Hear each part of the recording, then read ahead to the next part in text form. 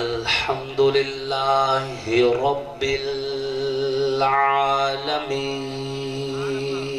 العالمين والصلاة والسلام على سيد الأنبياء والمرسلين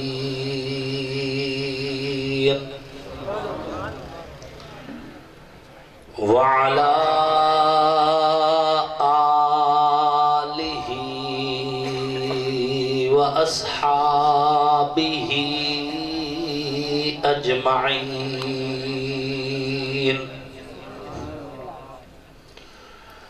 أما بعد فأعوذ بالله من الشيطان الرجيم بسم الله الرحمن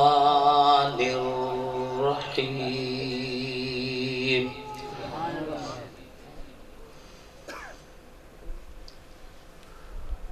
قل إن كنتم تحبون الله فاتبعوني يحببكم الله وقال النبي صلى الله عليه وسلم أنا خاتم النبيين لا نبي بعدي صدق الله وصدق رسوله النبي الكريم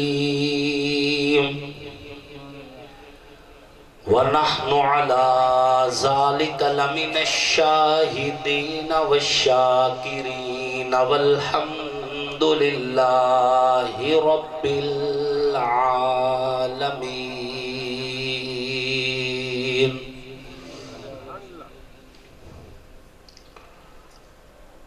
حضور آئے تو سر آفرینش پا گئی دنیا اندھیروں سے نکل کے روشنی میں آ گئی دنیا بجھے چہروں سے زنگ اترا ستے چہروں پہ نور آیا حضور آئے تو انسانوں کو جینے کا شعور آیا واجب صد تکریم محسنین ملت علماء کرام لائق صد تکریم قرہ عظام نہایت ہی سعادت مند ثنا خان رسول عربی صلی اللہ علیہ وآلہ وسلم اللہ اور اس کے آخری پیغمبر حضرت محمد مصطفیٰ علیہ السلام کی نبوت ختم نبوت پر ایمان رکھنے والے توحید و سنت کے عالم برداروں صحابہ کے غلاموں اہل بیت کے حقداروں آپ سب لوگ اور ہم اللہ کے فضل و کرم سے ایک دینی تبلیغی اصلاحی نورانی روحانی محفل میں اکٹھے ہیں جس کا اہتمام علاقہ کی عظیم دینی درسگاہ جامعہ محمودیہ کی جانب سے کیا گیا ہے اللہ رب العزت مولانا محمد الیاس جامی صاحب اور ان کے رفقائے کار کو جزائے خیر نصیب فرمائے کہ جن کی پرخلوص دعوت کے نتیجہ میں آپ حضرات سے دین کی نسبت سے ملاقات کا شرف حاصل ہوا ہے اور اللہ رب العزت بھائی جاں محمد یوسف اور ان کے دیگر ساتھیوں کو بھی جزائے خیر دے جنہوں نے بہترین انداز میں ہمیں خوش آمدید بھی کہا اور ہماری بڑے اچھے انداز میں خدمت کی اللہ رب العزت ہر اس بندے کو دنیا آخرت کی بھلائیاں نصیب فرمائے جس نے اس پروگرام میں دام میں در میں قد میں سخ نے جس اعتبار سے بھی ممکن ہوا حصہ ڈالا ہے آمین تو کہہ دو آمین سامعین محترم یقیناً وقت کافی ہو گیا ہے اور آپ حضرات تھکے بھی بیٹھے ہیں. ایک وجہ ہے اور اس وقت بہت زیادہ لمبی گفتگو میں بھی نہیں کروں گا. میں اپنی گفتگو کو تھوڑے وقت میں کرنے کی کوشش کروں گا. اگر آپ میرا ساتھ دیں گے تو میں گفتگو جلدی سمیٹ لوں گا، اور اگر آپ اسی طرح رہے تو میں گفتگو کو پھر لمبا کر لوں گا. کیا خیال ہے؟ جاگ رہے ہیں آپ؟ ہاتھ کھڑا کریں جو سو رہے ہیں. ماشاءاللہ. سامعین محترم، یہ قرآن کی درسگاہ ہے.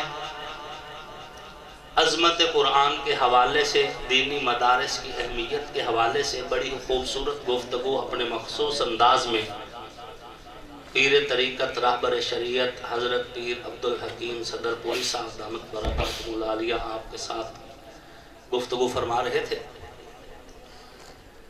یہ اللہ کا کرم ہے، احسان ہے کہ اللہ نے آپ کو اور مجھے رات کے اس پہر قرآن اور حدیث کے حوالے سے اکٹھا کیا. ذالک فضل اللہ یؤتیہ من یشاء، یہ میرے رب کا کرم ہے، اللہ جس پہ چاہے کر دے. امیر المؤمنین سیدنا امیر معاویہ رضی اللہ تعالیٰ عنہ سے روایت ہے کہ حضور صلی اللہ علیہ وآلہ وسلم نے فرمایا کہ اللہ تعالیٰ جب کسی سے بھلائی کا ارادہ فرماتے ہیں تو اسے دین کی سمجھ بوجھ عطا فرماتے ہیں. آپ اپنی مرضی سے نہیں آئے، آپ کو قرآن و حدیث کے لیے چنا گیا ہے. آپ کو اس لائق سمجھا گیا کہ آپ اللہ اور اس کے رسول کی بات سنیں. یہ اس کا کرم ہے کائنات کے رب کا. کسی شاعر نے بڑی خوبصورت بات کی، یہ بڑے کرم کے ہیں فیصلے، یہ بڑے نصیب کی بات ہے، جسے چاہا در پہ بلا لیا، جسے چاہا اپنا بنا لیا. یہ اس رب کا کرم ہے. اس نے آپ کو اور اس فقیر کو اس قابل سمجھے کہ ہم قرآن کی بات کریں، نبی کے فرمان کی بات کریں.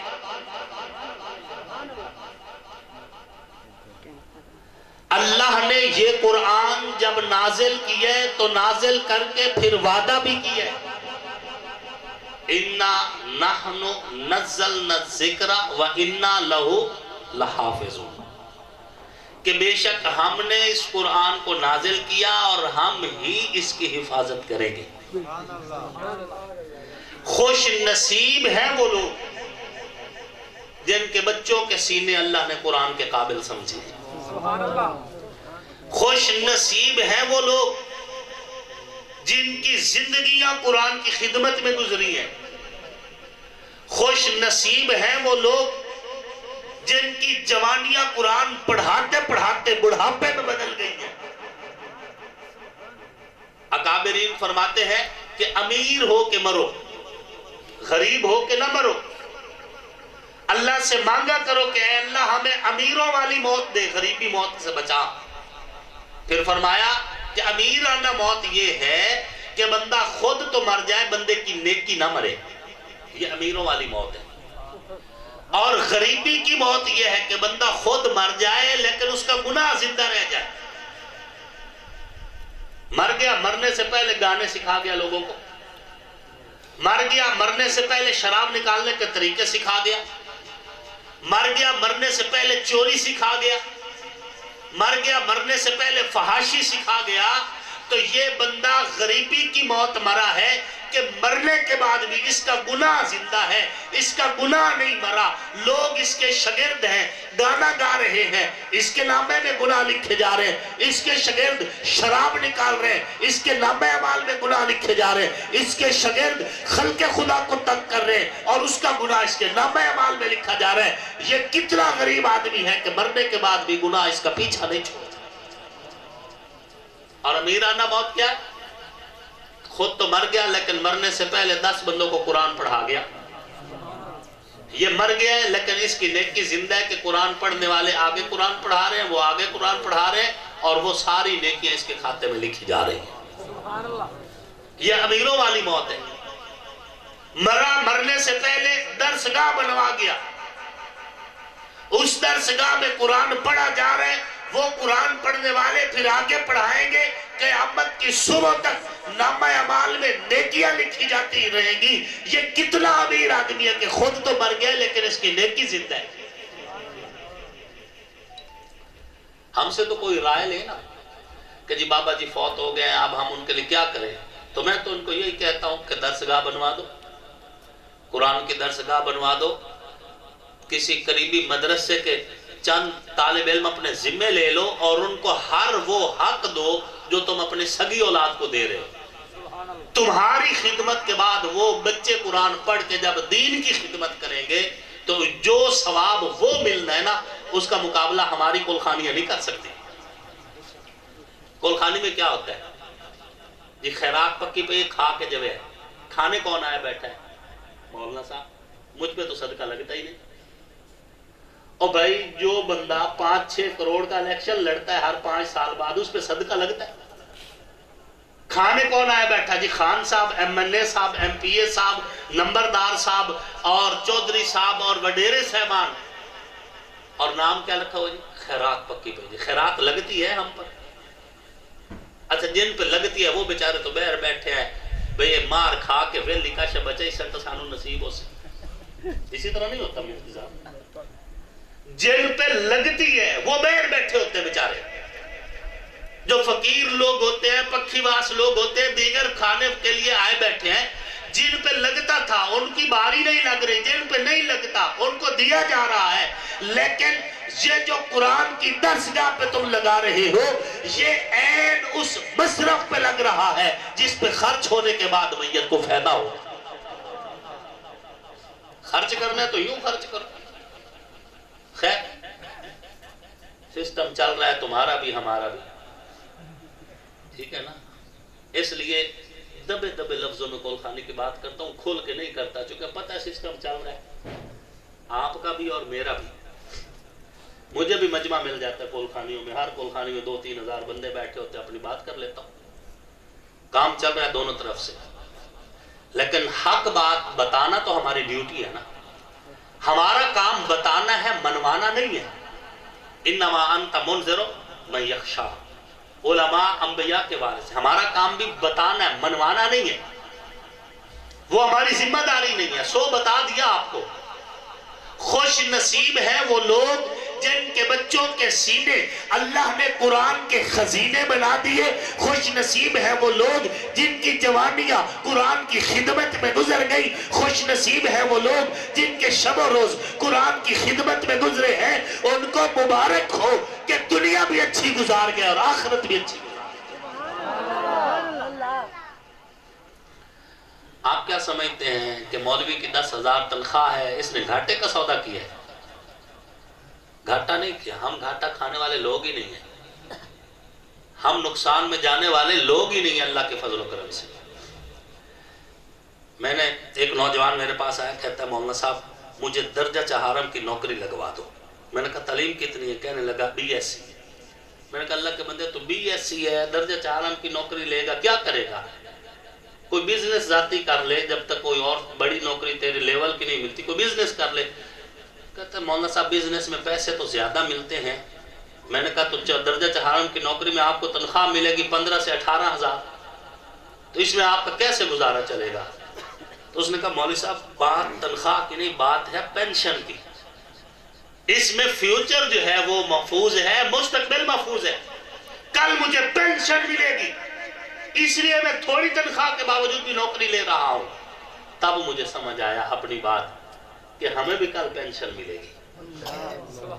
یہ جو مولوی مسجد میں بیٹھا ہے، ممبر محراب میں بیٹھا ہے، آج کے دور میں 10,000 15,000 تنخواہ لے کر تمہاری ہر وقت کی ڈیوٹی پوری دے رہا ہے، انتظامیہ کی ہر دباؤ کو برداشت کر رہا ہے، اس نے گھاٹے کا سودا نہیں کیا۔ یہ کل کی پنشن پہ نظر لے کے بیٹھا ہے کہ یہاں دنیا تو گزر ہی جائے گی، تھوڑی تنخواہ میں سے کل جو پنشن ملنے والی ہے، کائنات کا رب جو سروں پہ تاج دینے والا ہے، جب پنشن ملے گی تو کائنات کا رب کہے گا اے قاری قرآن، قرآن پڑھتا جا، جنت کی سیڑھیاں چڑھتا جا۔ یہ جو پنشن ہے نا، یہ ہمیں مطمئن رکھتی ہے، ہم خوش باش رہتے ہیں۔ اللہ کا فضل ہے، ہم مطمئن ہیں اللہ کے فضل و کرم سے۔ جب ہم لوگوں کو کہتے ہیں نا کہ میاں اپنے بچوں کو قرآن پڑھاؤ، کہتے ہیں جی غریب یہ کہاں سے کھائیں گے جی، اور جب ہمیں کھاتا پیتا دیکھتے ہیں تو مولویوں دے کنے ویکھے نے جڑے۔ جب ہم کہیں کہ اپنے بچوں کو قرآن پڑھو، کہتے ہیں میاں کتھو کھاؤ سے، اور جب ہم کھا رہے ہوتے ہیں الحمدللہ، اس وقت کہتے ہیں جی ویکھ لو جی مولوی کھمدے کی مہینے جی، رجو ہے مولوی بھوکھی مات جتنا کھا وہی گئے، یوں کہتے ہیں۔ کیوں؟ یرزقہ من حیث لا یحتسب، جو اللہ اور اس کے رسول کے بتائے ہوئے اصولوں پہ چلے گا، قرآن و حدیث کی خدمت کرے گا، اللہ اسے وہاں سے رزق دیں گے جہاں سے رزق کا چانس ہی نہیں۔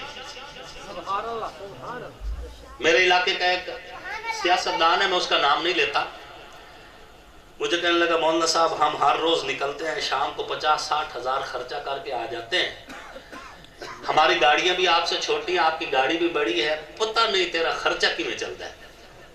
میں نے کہا اس کا تو پتہ مجھے بھی آج تک نہیں چلا کیسے چلتا ہے، یہ رب کا نظام ہے، چل رہا ہے، پتہ نہیں کیسے چل رہا ہے۔ میں نے کہا میں نے جب اس معاملے میں آج تک گنتی نہیں کی، پریشانی تو تب ہونا جب بندہ گنتی کر رہا ہو، حساب ہی نہیں کیا۔ ایک دن میں لاہور ایک شادی تھی، شور کوٹ کے ہمارے دوست تھے، لیکن انہوں نے ادھر سے رشتہ لیا تو میں اس شادی میں شرکت کرنے کے لیے جا رہا تھا۔ کوٹ عبد المالک میں شادی تھی، لاہور کے ساتھ ہی ہے، شیخ پورہ اور لاہور کے بالکل بارڈر پر۔ تو میں راستے میں ایک جگہ پہ قیام تام پہ رکا نماز پڑھنے کے لیے۔ جب میں نماز پڑھ کے واپس آیا نا تو مجھے ڈرائیور کہتا ہے کہ حضرت صاحب ٹینکی فل ہو گئی ہے ڈیزل سے۔ میں نے کہا کس نے دیا ہے؟ کہتا ہے فلاں جو سیاستدان تھا نا وہ گزرا ہے تو اس نے پوچھا کہ مولانا صاحب کا ڈالا ہے؟ میں نے کہا ہاں۔ اس نے کہا جو میرے کھاتے میں ٹینکی فل کروا دو۔ میں گاڑی میں بیٹھا، میں نے فون کیا، میں نے کہا میاں صاحب آپ نے جو مجھ سے چند دن پہلے سوال کیا تھا نا کہ تیرا سسٹم کیسے چلتا ہے، میں نے کہا یوں چلتا ہے، یرزقہ من حیث لا یحتسب۔ میں نے کہا ہمارا سسٹم یوں چلتا ہے کہ ہمارے مخالفوں کی جیب سے بھی پیسے نکلتے رہتے ہیں ہمارے لیے۔ یہ رب کا نظام ہے، جو اللہ کی ذمہ داری ہے وہ اپنے سر پہ نہ رکھو۔ رزق دینا اللہ کی ذمہ داری ہے، ہم خواہ مخواہ اپنے سر پہ وزن رکھیں گے، جب اللہ کے دیے اللہ والا کام ہم کرنے کی کوشش کریں گے تو ہم تھک جائیں گے، ہمارے اختیار میں نہیں ہے۔ اس لیے میرے بھائیوں یہ بڑی خوش نصیبی کی بات ہے کہ قرآن کی حفاظت کے لیے اللہ آپ کے بچوں کو قبول کرے، میرے بچوں کو قبول کرے، یا ہمارا مال اللہ قبول کرے۔ ہمارے قریب کے بزرگ گزرے حضرت شیخ احمد علی لاہوری رحمت اللہ علیہ، وہ فرمایا کرتے تھے مجھے پتہ چل جاتا ہے کہ کس کی کمائی حلال کی ہے اور کس کی کمائی حرام کی ہے۔ عرض کیا گیا حضرت آپ کوئی عالم الغیب ہے؟ فرمایا نہیں، عالم الغیب تو صرف اللہ کی ذات ہے اور کوئی بھی نہیں، میں تو مصرف کو دیکھ لیتا ہوں، جس کی کمائی حلال پہ خرچ ہو مجھے سمجھ آ جاتی ہے اس نے کمایا بھی حلال راستے سے ہے، جس کی کمائی حرام پہ خرچ ہو مجھے پتہ چل جاتا ہے اس نے کمایا بھی حرام راستے سے۔ آپ دیکھیں نا تگاری اٹھانے والا بھلا مجرے پہ پیسے پھینکے گا؟ ہل چلا کر کھیتیوں سے فصلیں اگا کر کما کے کھانے والا، مزدوری کرنے والا بھلا کنجریوں پہ پیسہ لٹائے گا؟ خسروں پہ پیسہ ڈالے گا؟ قطعاً نہیں۔ حلال کمانے والا حلال پہ خرچ کرتا ہے، حرام کمانے والا حرام پہ خرچ کرتا ہے۔ اگر آپ کی کمائی قرآن پڑھنے پڑھانے والوں پہ خرچ ہو رہی ہے تو اللہ کا شکر ادا کرو کہ اللہ نے تمہیں حلال راستے سے کمانے کا موقع بھی دیا اور حلال پر خرچ کرنے کا موقع بھی دیا۔ ذمہ داری نہ اپنے سر پہ لا دو کہ جی کیا ہوگا، ہماری ذمہ داری ہے ہی نہیں۔ میں 2009 میں جامعہ خالد بن ولید سے پڑھ کے یہاں سے نکلا تھا اور میں نے 8 کے 8 سال ہی الحمدللہ ایک ہی مدرسے میں لگائے۔ اس سے پہلے تو ہم کالج پڑھتے رہے، ایک ہی مدرسے میں 8 کے 8 سال لگائے۔ مفتی عبد المالک صاحب اور میں کلاس فیلو ہیں۔ 2009 میں نے جا کے وہاں پہ مدرسہ بنایا، مدرسے کا نام رکھا مدرسہ گلشن اہل بیت۔ کچھ دن گزرے، 2-3 ماہ کے بعد ایک بلاک افیسر تھا، میں اس کا نام بھی نہیں لیتا چونکہ تقریریں تو سرکل کرتی رہ جاتی ہے فیس بک کے ذریعے، تو وہ میرے پاس آ گیا اور اس نے ٹرالی پوری بھری ہوئی تھی ٹالی کے درختوں کی، پرانے درخت 100 150 سال پرانے، پوری ٹرالی ایک بھری ہوئی میرے پاس لے کے آیا۔ میں نے پوچھا کیسے آئے ہو؟ کہتا سلامی کرنے آیا ہوں۔ حالانکہ اس وقت میں سیاست میں نہیں تھا، لیکن الحمدللہ والد محترم مولانا مختار احمد سیال شہید رحمت اللہ علیہ، ان کا ایک نام ہے، اور اللہ کے فضل و کرم سے وہ عزت تو ہمیں اللہ نے دے رکھی ہے نا، سلامی دینے آیا ہوں۔ اب اس دور میں وہ ٹرالی جو درختوں کی کٹے ہوئے کی تھی، کم از کم 2.5 سے 3 لاکھ کی تھی۔ بلاک آفیسر تھا وہ، مجھے آ کے کہنے لگا یہ میری طرف سے تحفہ قبول کریں، مدرسے کے لیے قبول کر لیں۔ تو میں نے اسے کہا، میں نے کہا یہ آپ کا ذاتی تو نہیں ہے، آپ تو صرف چوکیدار ہیں، بلاک افسر ہو گئے تو کچھ ایریا ہے کتنے کلومیٹر کا آپ کے اندر آ جاتا ہے، آپ چوکیدار ہیں، آپ اس کے مالک نہیں ہیں۔ تو جن بچوں کو میں قرآن پڑھا رہا ہوں، اگر انہیں میں حرام کھلا کے قرآن پڑھاؤں گا تو یہ کل قرآن کی کون سی خدمت کریں گے؟ تیرے جذبے کو سلام کرتا ہوں کہ تو نے چلو اپنے طور پر خدمت کی، لیکن یہ تیرا فعل قبول نہیں ہے، آپ ٹرالی لے جائیں، اس کی سپرداری کرائیں، کہیں بھی خرچ کریں، ہم اپنے مدرسے میں سرکاری مال خرچ نہیں کریں گے۔ اللہ کا کرم ہے بھئی، ہم نے خدمت کرنی ہے، 10 کی بجائے 2 کی کر لیں گے، 100 کی بجائے 5 کو پڑھا لیں گے، لیکن ہر طرف سے پیسے اکٹھے کر کے اور پھر اگر ہم قرآن پڑھائیں اور سود کا کاروبار کرنے والا اس سے بھی چندہ لے رہے ہیں، شراب نکالنے والے سے بھی لے، تو ہم کیوں لیں؟ جو بچہ آتا ہے نا پڑھ لے، یہ اپنا رزق ساتھ لے کے آتا ہے، یہ بات ذہن میں رکھنا۔ خیر، ہر ایک کا اپنا ایک نظریہ ہے، میں تو اپنے طور پر آپ سے بات کر رہا ہوں۔ اللہ پاک نے فرمایا اِنَّا نَحْنُ نَزَّلْنَا الذِّكْرَ وَإِنَّا لَهُ لَحَافِظُونَ، بے شک ہم نے، نحن ہم نے، نزلنا ہم نے نازل کیا۔ 3 بار اللہ نے اپنا ذکر کیا، 3 بار اللہ نے ذکر کیا۔ یہ ترجمہ آسان ترجمہ ہے جو آپ اور ہم کرتے ہیں کہ بے شک ہم نے قرآن کو نازل کیا اور ہم اس کی حفاظت کریں گے۔ علماء موجود ہے، اگر اس کا لفظی ترجمہ کیا جائے تو اتنا خوبصورت ترجمہ بنتا ہے کہ دل ٹھنڈا ہو جاتا ہے۔ اِنَّا بے شک ہم نے، نحن ہم نے، نزلنا ہم نے نازل کیا، تو گویا اللہ یوں کہہ رہا ہے کہ بے شک ہم نے، ہاں ہم نے، ہم ہی نے نازل کیا اس قرآن کو، اور ہم اس کی حفاظت بھی کریں گے۔ یہ قرآن اللہ نے جب سے بھیجا ہے اس وقت سے اب تک اس میں رتی برابر بھی تبدیلی نہیں آئی اور آ بھی نہیں سکتی۔ ہر اعتبار سے مضمون کیا، اعراب کیا، اور اس کے معانی کیا، مفہوم، ہر اعتبار سے یہ اللہ رب العزت کا وہ کلام ہے کہ جس کی مثال ہی نہیں دنیا کے اندر، ممکن ہی نہیں۔ آپ قرآن پڑھیں نا، بسم اللہ الرحمن الرحیم، بسم اللہ کے آخر میں 2 لفظ آتے ہیں، ایک ہے الرحمن اور دوسرا کیا ہے؟ الرحیم۔ الرحمن کے آخر میں ہے نون اور الرحیم کے آخر میں میم۔ آپ قرآن پڑھنا شروع کریں، قرآن کی ہر آیت یا نون پہ ختم ہوگی یا میم پہ ختم ہوگی۔ پڑھنا شروع کریں، الحمدللہ رب العالمین نون، الرحمن الرحیم میم، یاسین نون، والقرآن الحکیم میم، الرحمن نون، علم القرآن، القلیل کالمعدوم کے تحت سوائے چند آیتوں کے پورے کا پورا قرآن یا نون پہ ختم ہو رہا ہے یا میم پہ ختم ہو رہا ہے۔ جس جہت سے آپ قرآن کے اندر غوطہ لگائیں، واپس لوٹو گے تو ہیرے جواہرات سے جھولیاں بھر کے واپس آؤ گے۔ ہم نے قرآن کو ٹائم نہیں دیا۔ یاد رکھنا، یہی قرآن کل حوض کوثر بن جائے گا، یہی قرآن۔ مفسرین نے لکھا ہے الکوثر کی ایک تفسیر قرآن پاک بھی ہے، یہی قرآن کل حوض کوثر بن جائے گا، اور جو بندہ جتنا ٹائم دنیا میں قرآن کو دے رہا ہے نا، اتنا ٹائم اس کو حوض کوثر پہ ملے گا۔ اب تمہاری مرضی ہے، اگر حوض کوثر پہ زیادہ ٹائم لینا چاہتے ہو تو قرآن کو ادھر زیادہ ٹائم دو۔ ہم جب کہہ رہے ہوتے ہیں اللہ پاک مجھے جام کوثر نصیب فرما، میں کہتا ہوں فرشتے ہنستے ہوں گے، بے اللہ انہیں پورا حوض کوثر دینا چاہتا ہے، یہ 1 گلاس کوثر کا مانگ رہے ہیں۔ اور جو بندہ قرآن کو دنیا میں ٹائم نہیں دیتا، نہ خود پڑھتا ہے، نہ پڑھنے پڑھانے والوں کی خدمت کرتا ہے، قیامت والے دن اس کا چہرہ حوض کوثر سے پھیر دیا جائے گا۔ قرآن پاک میں وَمَنْ أَعْرَضَ عَنْ ذِكْرِي فَإِنَّ لَهُ مَعِيشَةً ضَنْكَا، دنیا بھی تنگ، وَنَحْشُرُهُ يَوْمَ الْقِيَامَةِ أَعْمَى، اور قیامت والے دن اللہ اسے اندھا کر دیں گے، اس کا منہ حوض کوثر سے پھیر دیں گے، اندھا ہو جائے گا، حیران ہو کر کہے گا لِمَ حَشَرْتَنِي أَعْمَى وَقَدْ كُنْتُ بَصِيرًا، اے میرے رب مجھے اندھا کیوں کیا، مجھے حوض کوثر کیوں نظر نہیں آ رہا؟ فرشتے دھکا دے کے کہیں گے تیری آنکھیں ہوتی تو تجھے قرآن نظر نہ آتا؟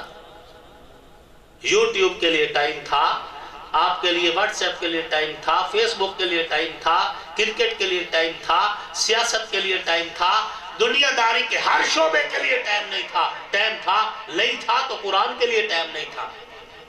اور جو دنیا میں قرآن کو ٹائم نہیں دے رہا، حالانکہ اللہ قرآن میں آپ سے باتیں کرنا چاہتا ہے، اللہ قرآن میں آپ کو متوجہ کرنا چاہتا ہے، اللہ قرآن میں تمہیں اپنی تخلیق دکھانا چاہتا ہے، اللہ تمہیں کائنات کا حسن دکھانا چاہتا ہے۔ اللہ تو کہہ رہا ہے سیرو فی الارض، کھول آنکھ، زمین دیکھ، فلک دیکھ، فضا دیکھ، مشرق سے ابھرتے ہوئے سورج کو ذرا دیکھ۔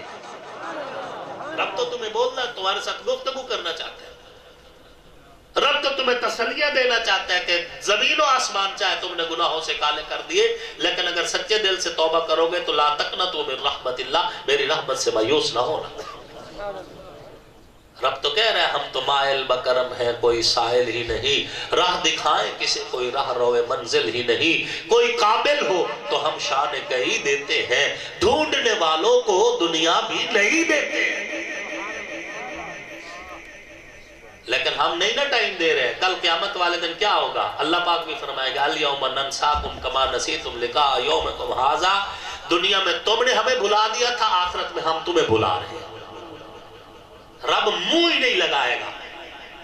وقت ہے، تم بڑے قیمتی لوگ ہو، زندگی کو قیمتی بنا لو، جنت میں جانے کے بعد ہر خواہش پوری ہو جائے گی، لیکن ایک خواہش آپ کو جنت میں بھی آئے گی، جب چھوٹے درجے کا جنتی بڑے درجے کے جنتی کو دیکھے گا تو کہے گا اے کاش دنیا میں ایک بار سبحان اللہ اور کہہ لیتا، چلو اس کے برابر تو ہو جاتا۔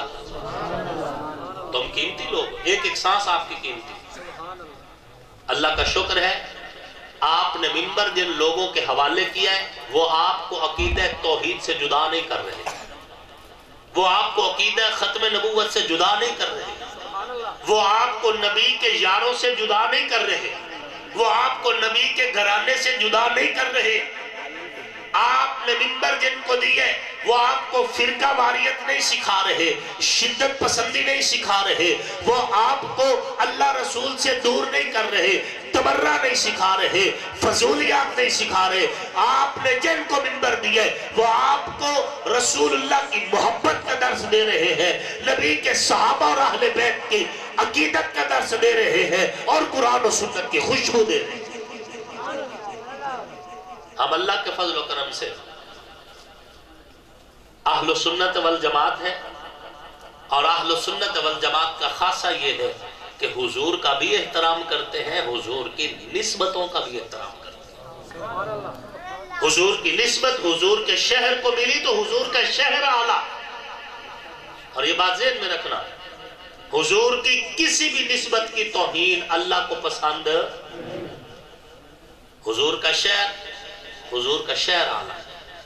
اور میں آپ سے یہی کہوں گا، آپ بھلے پی ٹی آئی کے ہوں، بھلے نون لیگ کے ہوں، بھلے کسی سیاسی پارٹی کے ہوں، کبھی اللہ اگر آپ کو موقع دے نا مکہ مدینہ جانے کا تو یہ سارے لباس ادھر ہی اتار کے جانا، وہاں محمدی بن کے جانا۔ کوئی ضرورت نہیں وہاں جا کر بھی ہم سیاسی باتیں کریں، وہاں ہم نے جانا ہے اللہ رسول کی محبت ہے، وہاں بات اللہ رسول کی ہوگی۔ نبی کے شہر میں جا کر بھی ہمیں یہی جمہوریں یاد رہنے ہیں تو ہم وہاں کرنے کیا گئے؟ کوئی ضرورت نہیں ان جمہوروں کی، ہمیں وہاں پر اللہ اور اللہ کے رسول کی محبت میں رہنا چاہیے۔ بات سمجھ آ رہی ہے؟ وہاں اللہ آپ کو مدینہ منورہ لے جائے اور مکہ مکرمہ آپ کی حاضری ہو، اور مقبولیت اور قبولیت والی حاضری ہو۔ جب آپ وضو کرنے کے لیے اتریں گے نا وضو خانہ میں، تو اکثر جگہ پر وہاں پر وہ بورڈ لگے ہوتے ہیں کہ سگریٹ نہ پیجئے لَتَكُونَ الْمَدِينَةُ خَالِيَةً مِنَ الدُّخَانِ، تاکہ نبی کا شہر دھوئیں سے پاک رہے۔ جہاں دھواں بھی گستاخی سمجھی جاتی ہے وہاں پہ نعرے مارنے کی اجازت ہو سکتی ہے؟ کیا خیال ہے؟ جہاں درود اونچی آواز میں نہیں پڑھنے کی اجازت، وہاں ہلڑ بازی کی اجازت ہو سکتی ہے؟ ہونی بھی نہیں چاہیے۔ اور اگر ہم من حیث معاشرہ اگر آج اس معاملے میں خاموش رہے تو کل دوسری پارٹی وہاں کے ہلڑ بازی کرے گی جا کر، پھر کوئی تیسری پارٹی والے وہاں جا کر کریں گے۔ نبی کا شہر سیاست کی آماجگاہ نہیں ہے، نبی کا شہر ہمارے لیے محبتوں کی جگہ ہے، اور ہم وہاں پر حضور کی سنت کی بات کریں گے، حضور پہ درود و سلام پڑھیں گے، اور وہاں پر جا کر بات اللہ کی ہوگی، اللہ کے رسول کی ہوگی۔ کوئی اور بات ہمیں وہاں کرنے کی ضرورت نہیں ہے۔ سامعین محترم، حضور بھی اعلیٰ، حضور کی نسبت بھی، حضور کی نسبت ذروں کو مل جائے تو پہاڑ بن جاتے ہیں، قطروں کو مل جائے تو سمندر بن جاتے ہیں، محتاجوں کو مل جائے تو قلندر بن جاتے ہیں، فقیروں کو مل جائے تو زمانے کے سکندر بن جاتے ہیں۔ ماؤں کے قدموں میں جنت آئی حضور کے صدقے، باپ جنت کا دروازہ بنا حضور کے صدقے، ماں بہنوں کے سروں پہ چادر آئی حضور کے صدقے، بیٹیوں کو زندگی ملی حضور کے صدقے، صداقت دنیا میں اتری حضور کے صدقے، ایمان کی بات چلی حضور کے صدقے، قرآن دھرتی پہ آیا حضور کے صدقے، دل کا حال بدلا حضور کے صدقے، سوچوں کا زاویہ بدلا حضور کے صدقے، آنکھوں میں حیا کا کاجل بھی آیا تو حضور کے صدقے۔ در فشانی نے تیری قطروں کو دریا کر دیا، دل کو روشن کر دیا، آنکھوں کو بینا کر دیا، جو نہ تھے خود راہ پر اوروں کے ہادی بن گئے، وہ کیا نظر تھی جس نے مردوں کو مسیحا کر دیا۔ حضور کی ہر نسبت کا احترام کرنا ہے، وہ حضور کا زمانہ ہو تو زمانہ اعلیٰ، حضور کا یارانہ ہو تو یارانہ اعلیٰ، حضور کا گھرانہ ہو تو حضور کا گھرانہ بھی اعلیٰ۔ اور یہی اہل سنت کی پہچان ہے کہ حضور کے یارانے کا بھی احترام کرتے ہیں اور حضور کے گھرانے کا بھی احترام کرتے ہیں۔ خلیفہ بلا فاصل سیدنا ابو بکر صدیق رضی اللہ تعالیٰ عنہ کی الف سے لے کر مولا کائنات حضرت مولا علی کرم اللہ وجہہ کی یا تک نبی کے یارانے کو بھی سلام، نبی کے گھرانے کو بھی سلام، نبی کے در والوں کو بھی سلام اور نبی کے گھر والوں کو بھی سلام۔ میں چونکہ عوامی نمائندہ ہوں، پبلک میں میرے ساتھ ہر طبقے کے لوگ ملتے جلتے رہ جاتے ہیں، تو تھوڑا سا لہجہ نرم ہے، اس وجہ سے لوگ کھل کے ذرا بات بھی کر لیتے ہیں۔ تو ایک صاحب مجھے کہنے لگے کہ مولانا صاحب آپ حضور کے در والوں کے پیچھے ہیں اور صحابہ حضور کے در والے ہیں، دروازے پہ بیٹھتے ہیں، اور اہل بیت حضور کے گھر والے ہیں، گھر میں بیٹھتے ہیں۔ میں نے کہا بات ٹھیک ہے، آگے بات کرو۔ کہنے لگا تم در والوں کے پیچھے ہو، ہم گھر والوں کے پیچھے۔ بات سمجھ آ رہی؟ تانا دیا، انہوں نے کہا تم دار والوں کے پیچھے ہو، ہم گھر والوں کے پیچھے۔ تم صحابہ کی بات کرتے ہو، ہم اہل بیت کی بات کرتے ہیں، صحابہ در پہ رہیں گے، اہل بیت گھر میں رہیں گے۔ میں نے اسے آگے سے میں نے بھی مسکراتے ہوئے کہا، میں نے کہا اللہ تجھے ایمان دے۔ کیا کہا؟ اللہ تجھے؟ میں نے کہا در والوں سے ہاتھ نہیں ملائے گا تجھے گھر جانے کون دے گا؟ کیا در والوں سے ہاتھ نہیں ملائے گا تو گھر تجھے جانے کون دے گا؟ یہ جو در پہ بیٹھے ہیں یہی تو بتاتے ہیں کہ ماسک لگا کے جاؤ، جو در پہ بیٹھے ہیں یہی تو بتاتے ہیں کہ سینیٹائزر کر کے جاؤ، جو در پہ بیٹھے ہیں یہی تو بتاتے ہیں کہ نظریں جھکا کے جاؤ، جو در پہ بیٹھے ہیں یہی تو بتاتے ہیں کہ انداز کیسا ہوگا، لہجہ کیسا ہوگا، نظر کیسی ہوگی۔ جو نبی کے در پہ بیٹھے ہیں جب تک ان سے تعلق نہیں ہوگا تم گھر والوں تک نہیں جا سکتے، کہ در والے بتاتے ہیں کہ جو گھر میں ہے وہ پاک ہے، اور پاکوں کے پاس جانے کے لیے سوچ پاک لے کے جاؤ، پاکوں کے پاس جانے کے لیے عقیدہ پاک لے کے جاؤ، پاکوں کے پاس جانے کے لیے زبان پاک لے کے جاؤ، پاکوں کے پاس جانے کے لیے نظریہ پاک لے کے جاؤ۔ جو در پہ بیٹھے ہیں شرابی کو نہیں جانے دیں گے، جو در پہ بیٹھے ہیں بغی کو نہیں جانے دیں گے، جو در پہ بیٹھے ہیں جرسی کو نہیں جانے دیں گے۔ ان کو پتا ہے کہ بھنگ والا بھنگ کے نشے میں ہے، ناپاک ہے، پاکوں کے پاس نہیں جا سکتا۔ نہیں یقین آتا تو ان کو دیکھو جو روزے سے تھوڑا باہر کھڑے رو رہے ہوتے ہیں، جب ان سے پوچھے اندر کیوں نہیں جاتے، کہتے ہیں صدیق جو ہے، نہیں سمجھے، کہتے ہیں صدیق ہے، ان کو پتہ ہے صدیق موجود ہے، کسی ناپاک سوچ کو نبی کے قریب نہیں آنے دے گا۔ بات سمجھ آ رہی؟ یہی در والے بھی شان والے ہیں اور گھر والے بھی۔ یہ نظریہ ادھر سے تھا، میں نے ان کی آواز میں اس کا رد کیا ہے، ورنہ اہل بیت کا مفہوم بہت وسیع ہے۔ میں نے تو جیسا سوال ہوا ویسا ادھر جواب دیا تھا، اہل بیت کا مفہوم تو بہت وسیع ہے۔ اپنا تو نظریہ بڑا صاف ہے، حضور کی مرضی، حضور نے جن کو چاہا ان کے سروں پر چادر کا سایہ دیا، جن کو چاہا ان کے سروں پہ روزے کا سایہ دیا۔ حضور نے جن کو چادر کا سایہ دیا ان کو بھی سلام، جن کو روزے کا سایہ دیا ان کو بھی سلام۔ ہمیں نہ روزے کے سائے میں سوئے ہوئے پہ کوئی شکوہ ہے، نہ چادر کے سائے میں بیٹھے ہوئے پہ کوئی شکوہ ہے۔ چادر والے بھی اعلیٰ ہیں، روزہ والے بھی اعلیٰ ہیں۔ بات سمجھ آ رہی ہے؟ اور میں کہا کرتا ہوں اللہ کا کرم ہے، میں مکی بھی ہوں مدنی بھی ہوں۔ مکی ہونے کا مطلب کیا ہے، مدنی ہونے کا مطلب کیا ہے؟ مکی ہونے کا مطلب یہ ہے جو کعبہ میں پیدا ہوا ہم اس علی سے بھی خوش ہیں، مدنی ہونے کا مطلب ہے جو روضہ میں سوئے ہوئے ہیں ہم ابو بکر و عمر سے بھی خوش ہیں۔ امام حاکم نے مستدرک حاکم کے اندر لکھا ہے کہ حضرت علی کرم اللہ وجہہ کا کعبہ میں پیدا ہونا تواترات میں سے ہے۔ شاہ ولی اللہ محدث دہلوی رحمۃ اللہ علیہ نے ازالت الخفا عن الخلفاء کے اندر لکھا ہے کہ حضرت علی رضی اللہ تعالیٰ کے دیگر فضائل میں سے ایک فضیلت یہ بھی ہے کہ اللہ نے انہیں کعبہ میں پیدا کیا۔ تو جو کعبہ میں پیدا ہوا ہمیں اس پر بھی کوئی اعتراض نہیں، جو روضہ میں سوئے ہوئے ہیں ہمیں ان پر بھی کوئی اعتراض نہیں۔ اگر کوئی مجھے یہ کہے نا کہ روضہ میں سونا کون سی فضیلت ہے، تو میں کہوں گا جو کعبہ میں پیدا ہونا فضیلت ہے وہی روضہ میں سونا فضیلت ہے۔ ہم کسی بھی فضیلت کے منکر نہیں۔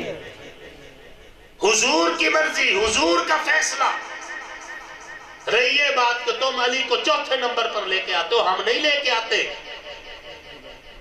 مولوی کی تقریر سے پہلے والا چوتھے پہ نہیں آئے گا، چوتھے والا پہلے پہ نہیں جائے گا۔ زور لگا کے کوئی جتنی تقریر کر لے، نمبر وہی ہے جو اللہ رسول دے چکا ہے۔ ہمارا کام کیا ہے؟ جو پہلے نمبر پہ آیا اس کو بھی سلام کرنا ہے، جو چوتھے پہ آیا ہم اس کو بھی سلام کریں گے۔ بس ہماری طرف سے محبت دونوں کے لیے برابر ہے۔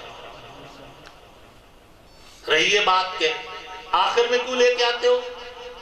امیر شریعت حضرت پیر سید عطا اللہ شاہ بخاری رحمت اللہ علیہ فرمایا کرتے تھے کہ آخر میں آنا عیب نہیں، آخر میں آنا اگر عیب ہوتا تو اللہ حضور کو آخری نبی نہ بناتا۔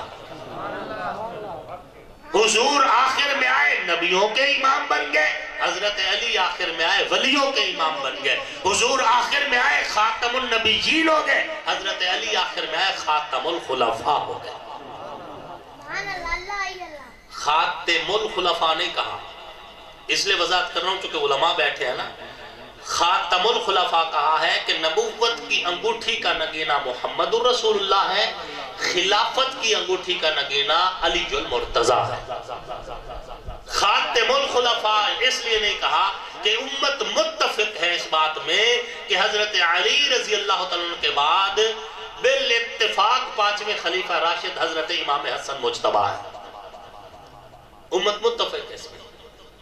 اور حضرت امام حسن رضی اللہ تعالیٰ عنہ کے حضرت امیر معاویہ کے ساتھ معاملات طے پا جانے کے بعد چھٹے خلیفہ راشد سیدنا امیر المؤمنین حضرت امیر معاویہ ہے۔ خلافت کا سلسلہ بعد تک چلتا رہا ہے، لیکن خلافت کی انگوٹھی کا حسن علی المرتضیٰ کے ساتھ ہے۔ بات سمجھ آ رہی ہے؟ ہم تو بڑا صاف ستھرا عقیدہ ہے، گستاخی کا تو سوال ہی پیدا نہیں ہوتا، چاہے حضور کا یارانہ ہو چاہے حضور کا گھرانہ ہو۔ شان، رتبہ، مقام وہ ہے جو اللہ رسول پہلے سے طے کر چکے ہیں۔ ہم ان تمام ہستیوں کو ان کے مقام سمیت سلام عقیدت پیش کرتے ہیں۔ ایک ایک صحابی ہمارے لیے معیار ایمان ہے،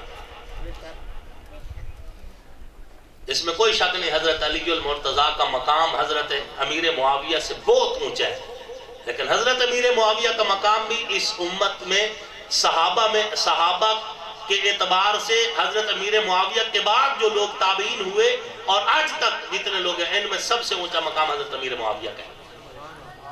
ان کے مقام کو بھی ہمارے جیسے اربوں خربوں کیا جتنے علماء صلح ہیں مل جائیں، ان کی زندگی کی مقبول عبادتیں ہو جائیں، ایک پلڑے میں رکھ دی جائے، دوسرے پلڑے میں امیر معاویہ کا ایک سجدہ ہو تو حضرت امیر معاویہ کا سجدہ پھر بھی وزن میں بڑھ جائے گا۔ باقی حضرت علی کی شان وہ تو بہت بلند ہے، ان کا اپنا مقام ہے، ان کے جو فضائل ہیں سابقون الاولون کے اعتبار سے، بدری صحابہ ہونے کے اعتبار سے، اور اسی طرح جو ہے عشرہ مبشرہ ہونے کے اعتبار سے وہ ایک الگ مقام ہے، وہ تو بہت اونچی شان ہے۔ لیکن حضرت امیر معاویہ بھی وہ صحابی ہیں جن پر اللہ نے اعتماد کیا ہے۔ کس نے؟ قرآن پڑھیے، الف لام میم ذالک الکتاب لا ریب فیہ۔ جب اللہ نے قرآن بھیجا تھا تو لکھا ہوا آیا تھا کہ 30 پارے لکھے لکھا ہے آ کے حضور کے سامنے رکھ دیے گئے، لکھا ہوا آیا تھا؟ قطعاً نہیں۔ جب اللہ نے قرآن بھیجا تو یہ کلام تھا، جب حضور تک پہنچا تب بھی کلام تھا، جب حضور نے سنایا تب بھی کلام تھا، جب حضور نے لکھوایا تو یہ کتاب بن گیا۔ کتاب لکھے ہوئے کو کہا جاتا ہے، کلام بولے ہوئے کو کہا جاتا ہے۔ چاہیے تو یہ تھا کہ رب فرماتا ذالک الکلام لا ریب فیہ، جو میں نے کلام بھیجا ہے اس میں کوئی شک نہیں، لیکن اللہ نے کیا فرمایا؟ ذالک الکتاب لا ریب فیہ۔ دنیا والوں، جو امیر معاویہ نے لکھا ہے اس میں اللہ کو کوئی شک نہیں، جو نبی کے صحابہ نے قرآن لکھا ہے اس میں اللہ کو کوئی شک ہے۔ تو جب اللہ کو کوئی شک نہیں تو ہمیں بھی کوئی شک، جب اللہ کو امیر معاویہ پر اعتماد ہے تو ہمیں بھی امیر معاویہ پر اعتماد ہے۔ نبی کا ہر صحابی شان والا ہے، ہر صحابی مقام والا ہے، ہر صحابی عزت والا ہے۔ رہی بات حضرت علی رضی اللہ تعالیٰ عنہ کی، تو جس علی کو حضور اپنی بیٹی کا رشتہ دے، اور بیٹی بھی فاطمہ تو زہرا ہو سلام اللہ علیہ، حضور کی چاروں بیٹیاں شان والی۔ کتنی بیٹیاں؟ حضور کی بیٹیاں کتنی ہیں؟ حضور کی چاروں بیٹیوں کے حق میں ہاتھ اوپر کر کے اشارہ کریں، حضور کی بیٹیاں کتنی ہیں؟ چار، چاروں شان والی، اور چاروں خاتون جنت بھی ہیں، یہ بات ذہن میں رکھنا، چاروں شان والی۔ لیکن سیدہ طاہرہ بی بی فاطمہ تو زہرا سلام اللہ علیہ کے حوالے سے قیامت والے دن اعلان ہوگا، یا اہل الجمع والحشر، اے حشر کے میدان میں اکٹھے ہونے والے لوگوں، نکسوا رؤوسکم، سر جھکا لو، غضوا ابصارکم، نظریں بھی جھکا لو، حتی تمر فاطمہ بنت محمد، یہاں تک کہ نبی کی بیٹی فاطمہ کا گزر ہو جائے۔ جب تک زہرا گزر نہیں جاتی نہ کسی کو سر اٹھانے کی اجازت ہے نہ کسی کو نظر اٹھانے کی اجازت ہے۔ جس علی کو حضور اپنی بیٹی کا رشتہ دے، جس علی کو حضور اپنا ویر کہیں، میں اس علی کو اپنا پیر کہتا ہوں۔ میرے ایمان کی بنیاد ہے حضرت علی المرتضیٰ رضی اللہ تعالیٰ عنہ۔ اصحاب کی محفل میں ایک بات ہوئی تھی آقا کے لبوں کی، وہ بات علی ہے، جس کو ڈوبا ہوا سورج بھی پلٹ کر دیکھے، آصف کے عقیدے میں وہ ذات علی ہے۔ اور جن کی آنکھوں پہ نبی کے بوسے، جو میرے پیغمبر کے لب چوسیں، جو حضور کے سینے سے لگے، جو آقا کی گود میں کھیلیں، جو حضور کے کندھوں کی سواریاں کریں، جنہیں آتا دیکھ کے حضور منبر چھوڑ دے استقبال کریں، جنہیں حضور چومے فشمہ پھر سونگے، جن کی رگوں میں میرے پیغمبر کا مقدس خون دوڑتا ہے، ہم حسن و حسین کو سلام عقیدت پیش کریں۔ وہ جنتی جوانوں کے بادشاہ ہیں، جنت کے مالک ہیں، ہم ان کے غلام اور کمی ہیں، اسی غلامی پہ فخر کرتے ہیں، کہو الحمدللہ۔ رقیبوں کے ڈر سے حبیب نہیں چھوڑے جاتے، یہ حضرت استاد مولانا ظفر احمد قاسم صاحب کا جملہ ہے۔ اہل بیت بھی ہمارے اسی طرح ایمان ہے جس طرح نبی کے سارے صحابہ ہمارا ایمان ہے۔ آنکھوں کا نور دل کی چاہت حسین ہے، اسلام کی شناخت غیرت حسین ہے، حور و قصور جنت میں ہے دل پذیر، لیکن سردار شباب جنت مولا حسین ہے۔ دنیا میں احترام کے لائق ہیں جتنے لوگ، ان محترم نفوس میں شامل حسین ہے جس نے زبان چوسی محبوب کبریا کی، وہ خوش نصیب کامل مرشد حسین ہے، قاتل حسین پر ہے لعنت خدا کی آج تک، اور میری زبان پہ آج بھی واہ واہ حسین ہے۔ کافر مرے جو کرتا ہو نفرت حسین سے، آصف میرا تو مذہب عقیدہ حسین ہے۔ اللہ رب العزت اس فقیر کی اللہ پاک حاضری کو قبول فرمائے۔ مجمع کا جو ذوق ہے نا انشاءاللہ اللہ رب العزت آپ کو اور ہمارا حامی و ناصر ہو۔ وما علینا الا البلاغ۔